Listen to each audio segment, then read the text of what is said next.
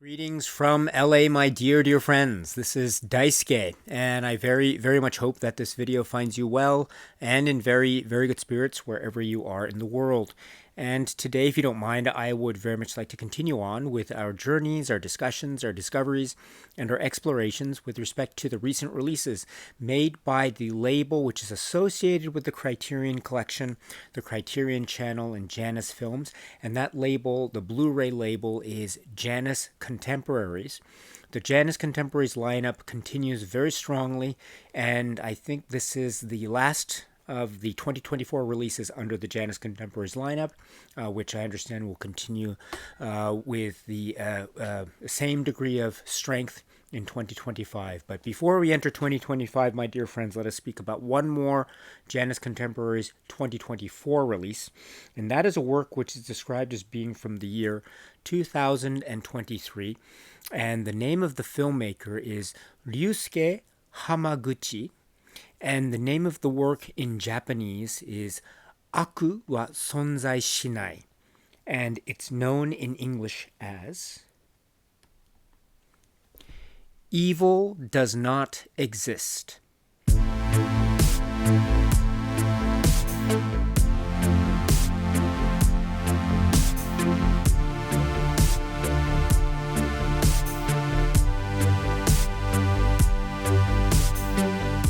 This is the work, another supremely commanding film, a very chilling work, an incredibly piercing film from the artist, the filmmaker, writer, director extraordinaire Ryusuke Hamaguchi.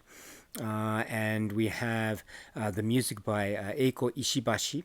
And we have people in the cast like Hitoshi Omika and Ryo Nishikawa, Ryuji Kosaka, and others in this work, which is from 2023. And the title in Japanese is Aku wa sonzai shinai, or as it's known in English, Evil Does Not Exist. So, this film, again, this is a 2023 film, and I caught up with this film rather late, but I had heard a lot about it from a number of people, including a number of friends and viewers of this YouTube channel who recommended it to me very strongly. But I did catch up with it, but a little bit later than it was initially sort of its release window, as it were. But I did manage to catch up with it fairly late, and I was and am incredibly impressed. I was moved by its force of vision. I was also very struck by its chilling, eerie sensibility. This is a meditation film. This is a meditative film. It's also in many ways a thriller. It's a thought-provoking chiller. It has some parts almost, perhaps, heavy drama, I should say, really compelling drama, somewhat of a chilling horror film aspect.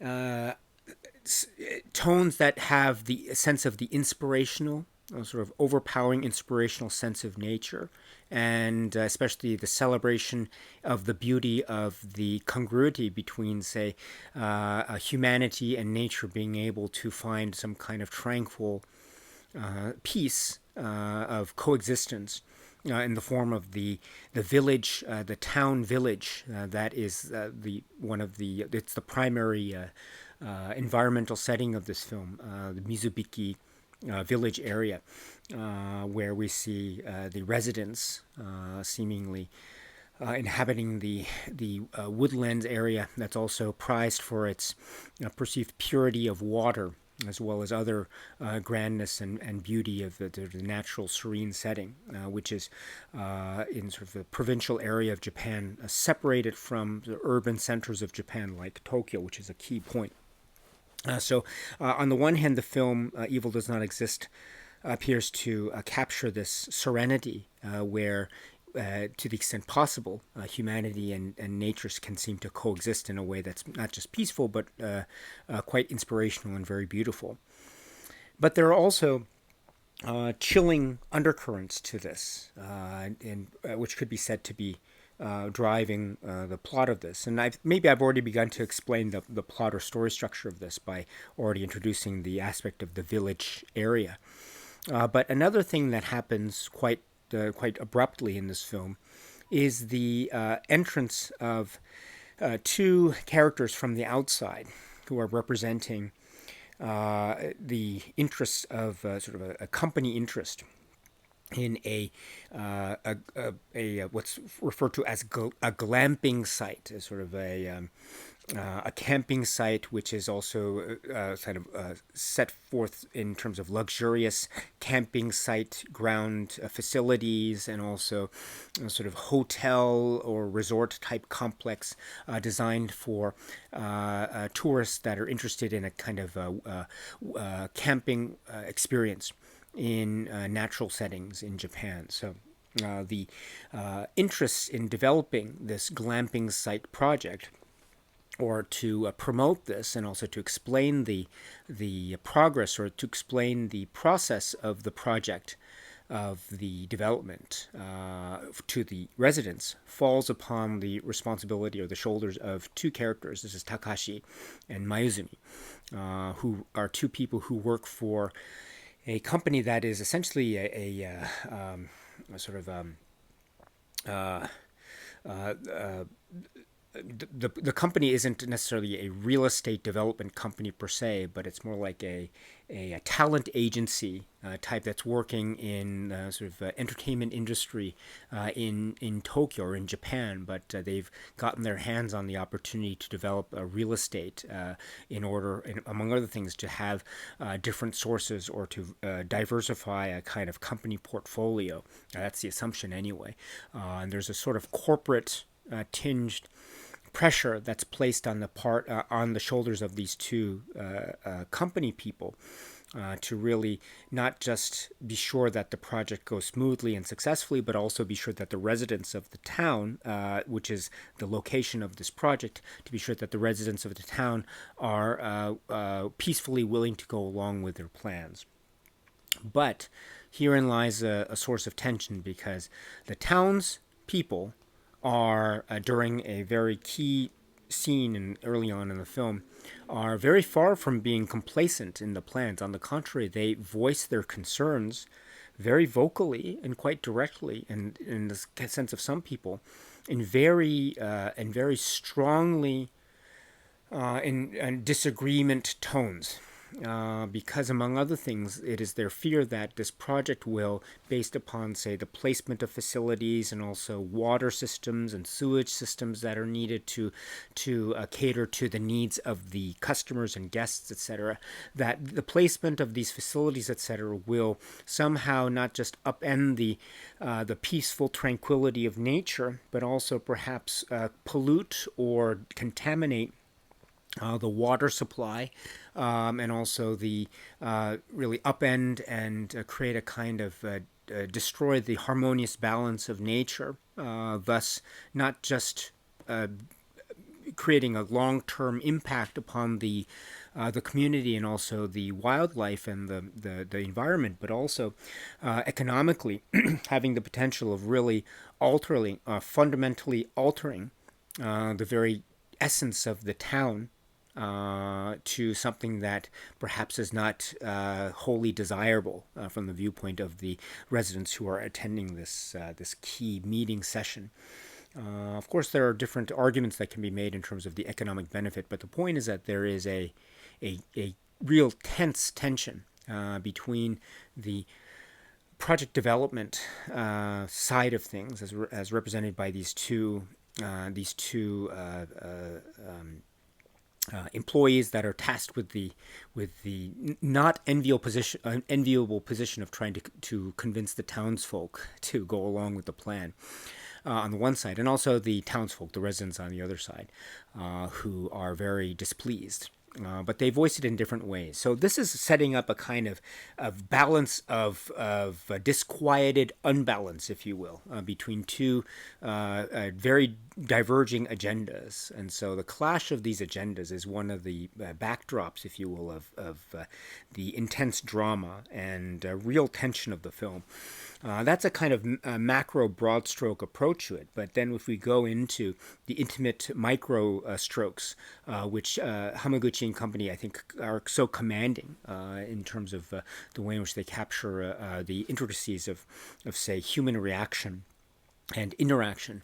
So we have, in terms of the town's residence areas, the town's residents and the people, we meet a number of people. For example, we have Takumi, Hitoshi Omika's character, who describes himself as, what does he call himself? It's sometimes translated as a jack of all trades, someone who is relied upon to do various tasks about the village, about the community.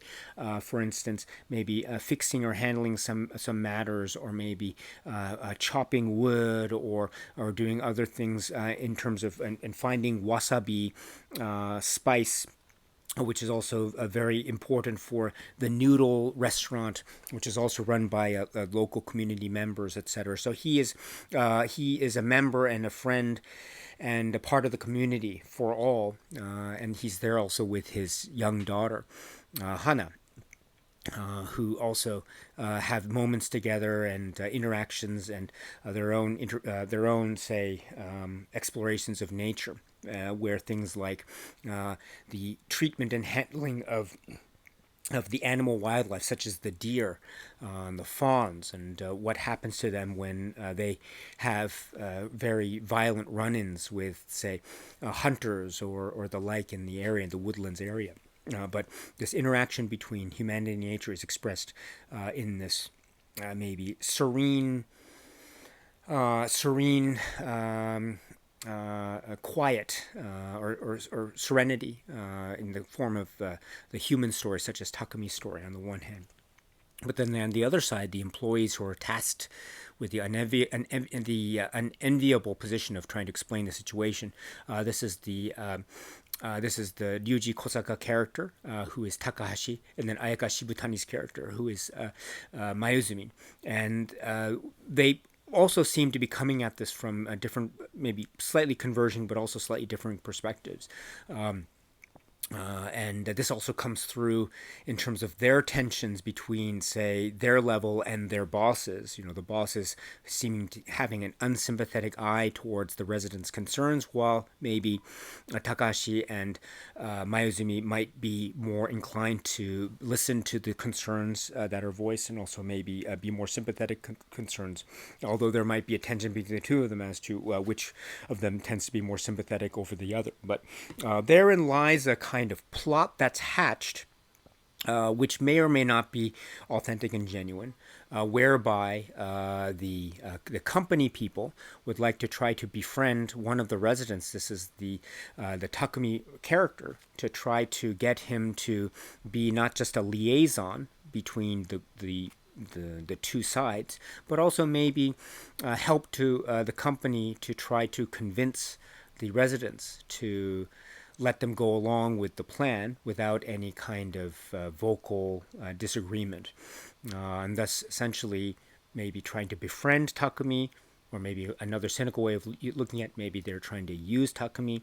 But it's not just a potentially cynical viewpoint of this relationship, because there's also a humanizing effort or humanizing aspect on the part of the two employees. Not only do we get to know them in some really lovely scenes involving car driving and getting to know them personally, but also in particular the relation between Takahashi and Takumi. Provides room for perhaps some possibility for these company people to maybe not just become sympathetic with the residents of this natural setting area, but also maybe become part of the group, or perhaps attempt to become part of the group, thus paving the way for some kind of cool détente. Perhaps possibly maybe between these two seemingly different sides of different factions. But things come to a head when not only we are confronted with some pretty pretty potentially life and death situations, and also a type of philosophical warfare between environmental concerns and also economic concerns. We also see some really immediate potential damage that is inflicted or about to be inflicted between and among our characters. And not only do you see that scenario unfurl in many different variations, we also see the outcome or the outgrowths or the consequences of those. And therein lies a kind of sharp and quite frightening sensibility about this film. Evil does not exist.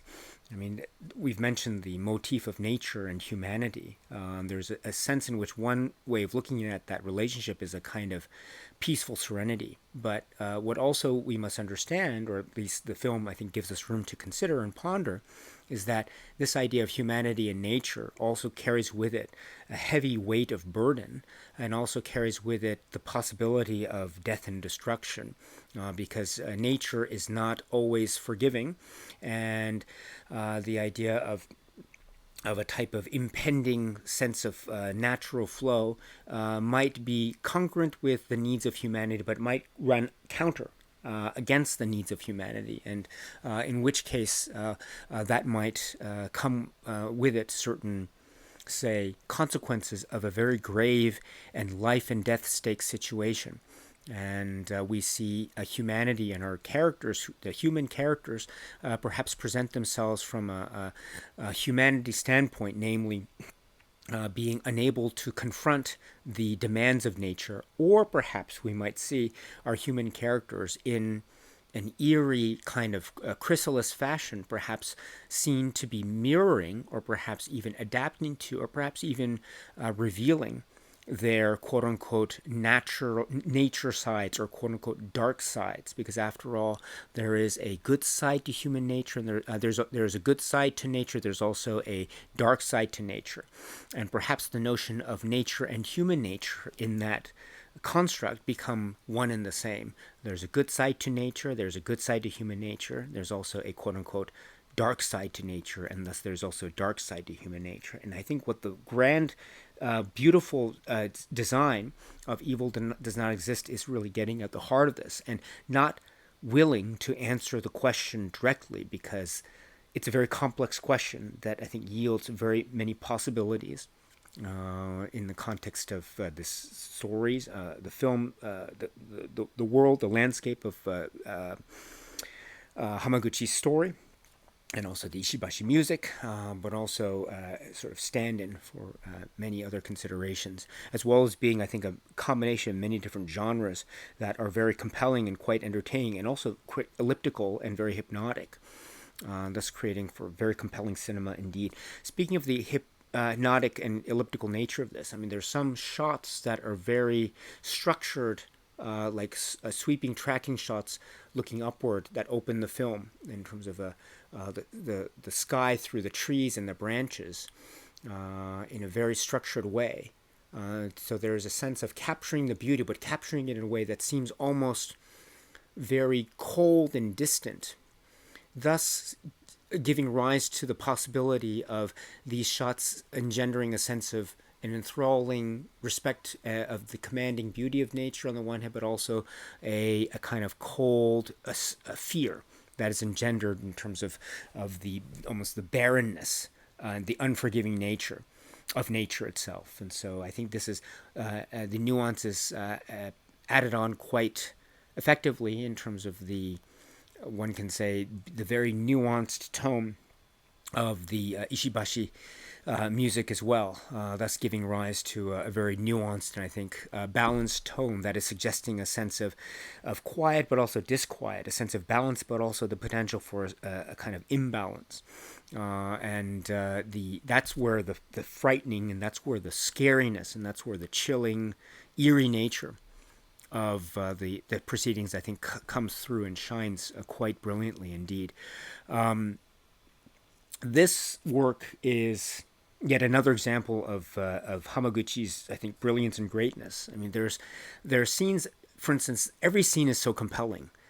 Scenes of people walking, carrying water from the water source to the village center, or to a car. This is compelling because it's showcasing, I think, a sense of struggle, but also a sense of progress, and also a sense of the eerie disquiet, as well as a sense of the feuding dramas between and among the characters that are part of this display of carrying water. Or simple things like searching for a missing character that takes on quite quite a fundamentally large dimension in the context of the film, and these are potentially earth-shattering dynamics that are suddenly thrust into the plot fold.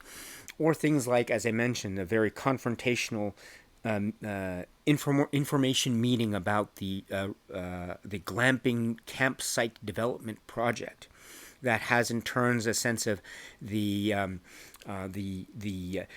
overtones of a sort of formalism of Japanese language on the one hand, that also is unable at very high emotional times, it's unable to mask the cracks of psychological stress and anger that bubbles beneath the surface. I mean, there's a coolness about the language of Japanese itself that also itself masks kind of heated passion that breaks through in some really revealing points in the film. One of the great examples is being the information session scene, as well as other moments of the individual characters in, say, residential settings, or characters overlooking, say, a body of water, or the cold night air, or the warmth of a car, or just looking the visages of our characters, sometimes registering emotion, or perhaps quite blank and emotionless. Or is it, again, this kind of cool exterior, perhaps barely able to mask that feeling of passion and stress underneath? But when it cracks, or when the potentials of cracks break through, there are those bursts of, as I say, kind of shifts of imbalance, or the shifts of disquiet that really have the potential of creating a kind of emotional eruption indeed. So there's this mix of visual ambiance and nuanced soundtrack, and also the stillness of, or the precision of the movement of characters and performance, that also is very suggestive of something that is very cool and clean, and perhaps even calculated on the exterior surface, that is also very much masking or mirroring, whatever the case may be, that which is beneath. So this is, I think, one of the great brilliant brushstrokes of Hamaguchi's art and craft. I think on full display in works like, say, Drive My Car, also in the Criterion Collection, as I mentioned, but also here in full grand display in Evil Does Not Exist. I love this film. I think this is it's a great work. I've seen it a number of times now. And it is it's quite scary and horrifying in some respects. It's also very emotionally arresting. As I mentioned, there's this cool, almost calculated way in which things are positioned and framed, but there is this way in which I, as a viewer, can get into the feeling of how some of the residents might feel, the anger that they must feel when they realize that their whole world as they know it is going to potentially be destroyed before their very eyes for the sake of what corporate profit. Or the idea of two people talking in a car who are just work colleagues, but they've never gotten to know each other personally, but under this instance of stress and perhaps even kind of defeat, they're also resigned to their responsibilities in the workplace. But then this also gives them the opportunity to get to know a little bit about each other in their private, personal lives, and what it is they're thinking about, and their dreams, or their dating lives, or whatever the case may be. This in turn becomes so fascinating. This seems to be quite a mundane conversation. It becomes one of the most riveting parts of the film. I mean, you're wondering, how are they going to, where is the conversation going to turn? Is it going to go in this direction or that direction? I mean, it becomes this mini moment of suspense-filled and drama-filled type of verbal action in a way. And it's two people in a car talking. It's brilliant. It's one of the most brilliant setups. I mean, the same thing too. We have the setup of the information setting, which is two employees giving a presentation about a real estate development, which has the potential. I mean, it doesn't sound like the most compelling thing in the world, but it becomes one of the most dramatic things in the film. And you see both sides trying to maneuver. You see the presenters trying to keep composure and calm in this business-like, using the business-like. A polite form of the Japanese language on the one hand, but then you see the various residents in their own way trying to say bring the conversation and make their points. Some of them in a very direct, angry way, others in a very slyly friendly manner that is set up to really drive the point home even further. So there are all these language dynamics that are also at play here as well as the sort of the setup of things that might have the sense of the mundane, and in the way the beauty of the situation that they are mundane, but also we are allowed to understand that these are heightened drama situations. Now Hamaguchi is a master of this, and I think that for me, the only weakness in the film Evil Does Not Exist is that it wasn't longer. What is it? It's according to the back of the box here. It's approximately 106 minutes, so that's less than 2 hours. I mean, it really is a compelling watch from beginning to end. Don't get me wrong, but I think it would have been like this grand masterpiece if it were. I would love to have seen it another hour or 2 hours through. I would have loved to have seen the film with many hours as well. That would have been like that. That would have been great. It would have been also to match some of the other films of Hamaguchi that have a very long, or relatively speaking, a long running time, but you never feel it when you watch a Hamaguchi film. And so I would have loved to have seen that, but I don't want to suggest that the film is any weaker for me. Because of how much running time it has now. I mean, as it stands, it is a powerful meditation, and it is a very frightening meditation. And as I say, it's a very Japanese drama. It is a tense sort of philosophical exchange between certain very fundamentally different viewpoints that have at its heart a kind of environmentalistic potential. That is also very fundamentally economic. It's also very fundamentally human, because we can understand both sides of the coin.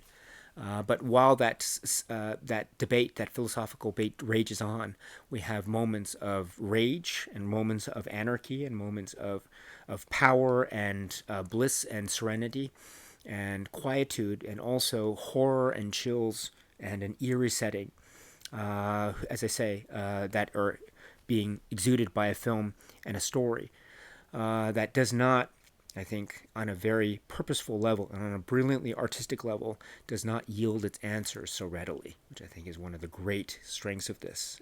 It is a brilliant film all the way through, so compelling, and I'm very glad that it is in the form of this Blu-ray under the JANUS Contemporaries lineup. This is Hamaguchi's supreme work, which is Evil Does Not Exist. The JANUS Contemporaries Blu-ray lineup continues very strongly in 2024 with this release, Evil Does Not Exist. And as I say, this is a Blu-ray for a film from 2023 in color, 5.1 surround, in Japanese with English subtitles, 1.66 to 1 aspect ratio, as it says in the back. There isn't any other information about the presentation, under the assumption that this is a, relatively speaking, quite recent release. And so we have this Contemporaries lineup of a film from 2023. And I have the Blu-ray disc in the player behind me, and it shows the title, and the artwork for the Blu-ray menu, which is mirroring what we have in the cover art design. And then you can see a little bit, it's faded, but maybe you can't make it out the way I'm showing it. I apologize, but it says on the left-hand part where there's the JANUS Contemporaries logo, it's kind of faded in this upper left-hand corner. Then the menu itself, you can select the movie, to play the movie, and then the next selection here is Meet the Filmmakers. And as customary in the JANUS Contemporaries lineup, we have the one-on-one conversations with the filmmakers, which I think is part of a series which, as I understand it, I could be wrong, but as I understand it, is part of how they show up in the Criterion Channel streaming service, among other things. So this Meet the Filmmakers is 19 minutes, and it's a one-on-one with Ryusuke Hamaguchi, who speaks here. He's talking in Japanese, so it is subtitled with English subtitles on the bottom part of the screen.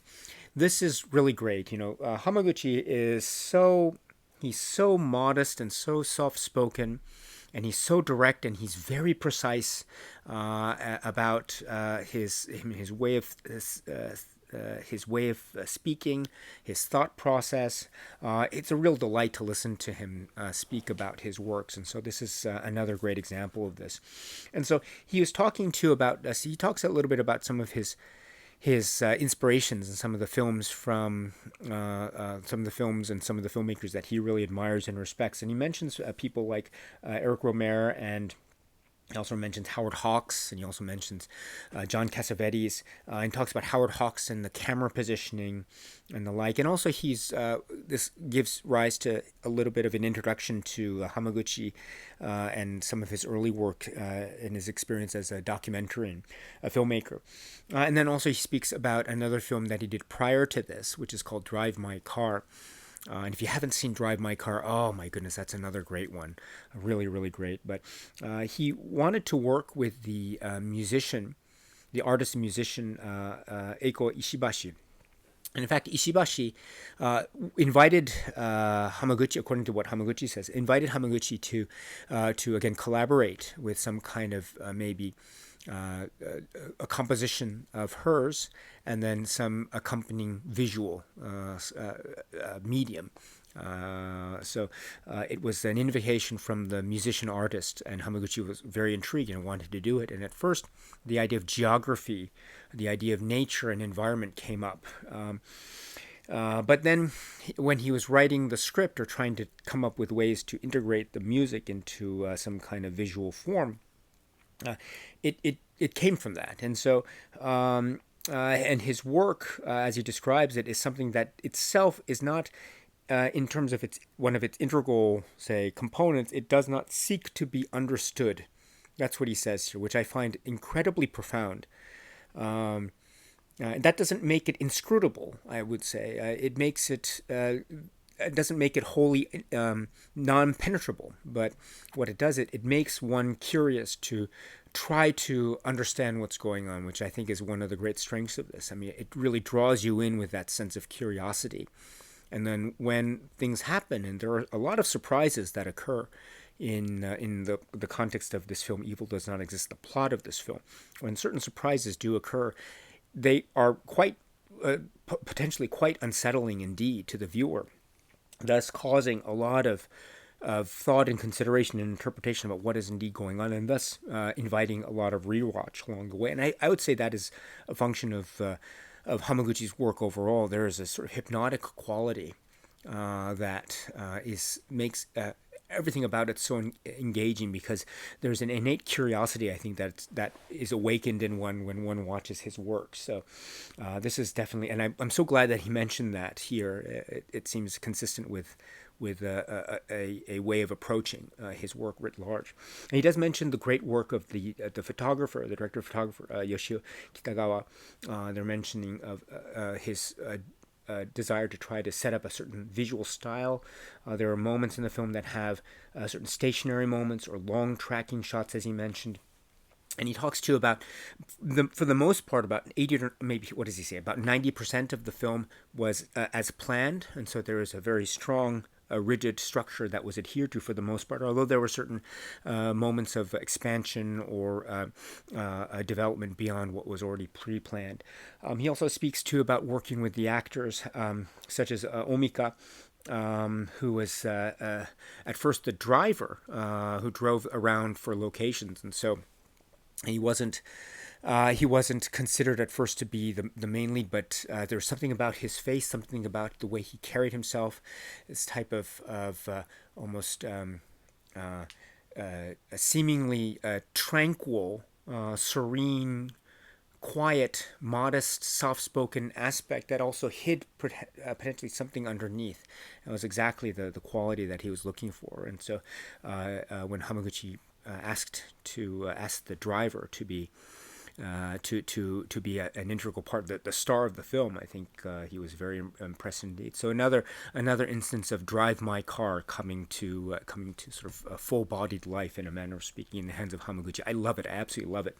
Also, speaking of Driver, one of the other main stars of the film, this is Kosaka, who plays one of the employees. He was also apparently prior to his role, he was also experienced as a driver, a truck driver, according to Hamaguchi. And so that meant there was, as I say, a key scene with him, and he's driving with his fellow employee to the village again, and they're talking about their lives and their personal lives, etc., and their feelings about the job. And so it was interesting to have that part of him come out in the performance. And so yet another aspect of Drive My Car coming to life in a wonderful way in the hands of Hamaguchi and company.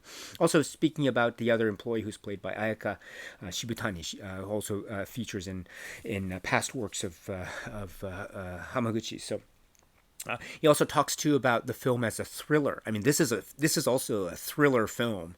It's a really scary, meditative thriller. Almost maybe cat and mouse chase film is maybe a bit too going a bit too far in terms of my attempt to describe it, but maybe a kind of meditative, philosophical cat and mouse chase film, in a manner of speaking. But it is a thriller. And in some aspects, quite a scary thriller indeed. And so he wanted to have that aspect, that wonderful genre aspect to it, which is also very much part of a lot of the shots and setups. A really great comment here. And also the feeling of disquiet. He mentions the beauty of having quote-unquote blind spots, but also there's a scary element to that, the mysterious, the unknown, blind spots.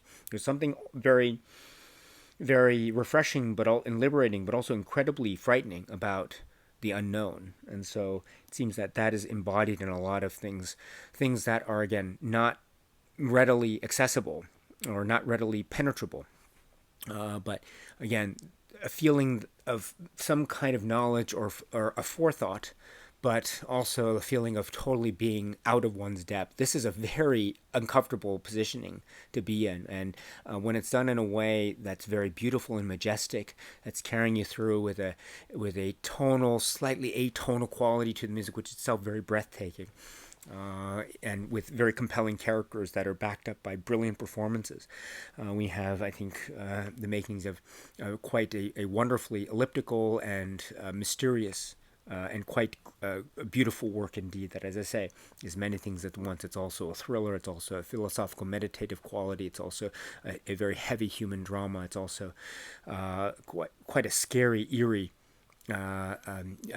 musical work. That is quiet on the one hand and quite eruptive on the other. So, and this is great. And also, Hamaguchi mentions to how he enjoys the process of editing in particular, and he has I think, a really good sense of rhythm and pacing, which is also matched to the music as well. Again, one of the key aspects, which I didn't realize until I learned a little bit more about it, or a lot more about it, I should say, through great things such as this great interview, is how closely married the music and the film are, all the way to the genesis of the work, the initial invitation from the musician to the film director. So this makes then the marriage between music and the visual image even more kind of stark and more fundamentally enmeshed. So bravo, well done indeed. So this conversation, or this one-on-one interview, meet the filmmakers, in this case Ryusuke Hamaguchi, this is approximately 19 minutes. So please check it out if you can. And then there's a trailer, which is a very, very cool, quite scary trailer. I mean, the trailers for the JANUS Contemporaries are really fascinating. So, and then we have the box itself. So I have the case here, and then inside the case, I've just taken it out, obviously, for purposes of the video discussion, is the single fold out with one side showing some of the shots or images from the film, or yes, images from the film. And then we have this side, which is the 2-page essay, another great one by Michael Joshua Rowan called "Evil Does Not Exist, Sufficient Unto the Day." Well, that's an interesting phrase. So my strong recommendation is to watch the film first, and then after you watch the film, you can read the great essay that's part of this great release of a great film. So again, this JANUS Contemporaries lineup is going very, very strong. And this is going to be the last JANUS Contemporaries release for 2024. It'll continue to go on into 2025. That's my understanding. But so far, so good. I mean, it started about a year or so ago, going on very, very strong. Each one is a delight and surprise and a real treat. And each bringing to the fore its own sensibilities, cinematic sensibilities of light and dark and night and day and shadow and substance. It's really a true delight to be able to experience these in the forms of these very nice Blu-rays. And Evil Does Not Exist, the JANUS Contemporaries Evil Does Not Exist. It's fantastic, and the film is fantastic.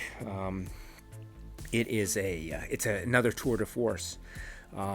Cryptic and chilling and peaceful and serene, or perhaps I should say serene and question mark. So peaceful and serene, that kind of thing. So what I'm trying to what I mean when I'm trying to say it that way, for those who have yet to watch the film, I humbly submit for you to interpret what I mean to say about that when you watch the film. It is a very cryptic and humbling experience, and truly another breathtaking work from Hamaguchi. So this is the work which is in English, Evil Does Not Exist. All right, my dear friends, so that's it for now. So that's it as far as the JANUS Contemporaries film discussions, but of course we'll continue these discussions in 2025, if that's okay with you, my dear friends. And of course, we will continue the discussions with other Criterion recent releases. So if you're interested, I'd love to see you at the next video, my dear friend. But until then, please continue to be happy and healthy and well. And please keep on watching a lot of great movies, including including Evil Does Not Exist, including other films by Hamaguchi, including other films in the JANUS Contemporaries lineup, including other films in the Criterion Collection, physical media catalog, streaming service catalog of the Criterion Channel, including other films provided by other labels or other streaming services, theater experiences, and beyond. So until we see each other again, my dear friends, stay strong, stay safe, and cheers.